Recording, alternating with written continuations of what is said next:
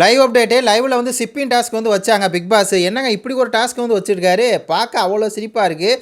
இதில் வந்து கண்ணை கட்டிக்கணுமா, எதிரால உட்காந்துருக்கவங்களுக்கு வாழைப்பழத்தை வந்து ஊட்டணுமா, இதில் சவுண்டு பண்ணுற அலும்பெல்லாம் தாங்க முடியலை. அப்படியே சவுண்டு வந்து பார்த்தீங்கன்னா வாழைப்பழத்தை உரிச்சு இந்த படத்தை பாருங்களேன், அப்படியே வந்து போகுது நேராக போய் ஃபஸ்ட்டு ஒரு வாழைப்பழம் ஊற்றுச்சு, ஆனால் மூஞ்சியை வந்து இப்படி தொட்டுருச்சு. அதனால் பிக் பாஸ் திருப்பி போயிட்டு வாங்க அப்படின்ட்டாரு. திருப்பி வந்து பார்த்தீங்கன்னா ஒரு தடவை போய் கரெக்டாக ஊட்டி விட்டுச்சு. இந்த படத்தை பாருங்களேன், அப்படியே என்னடா கொடுமை. பரவாயில்ல, இதுவும் நல்ல ஒரு என்டர்டெயின்மெண்ட்டாக ஒரு ஜாலியாக தானே இருக்குது.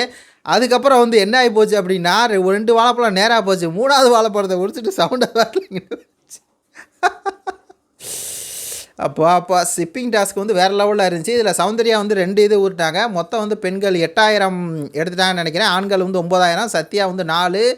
அப்புறம் இன்னும் எல்லோரும் சேர்ந்துக்கிட்டு இது பண்ணாங்க. இதில் வர்ஷினி தான் பாவம், அங்கே வாழைப்பழத்தை அரை வாழைப்பழத்தை மட்டும் வாயில் வச்சுட்டு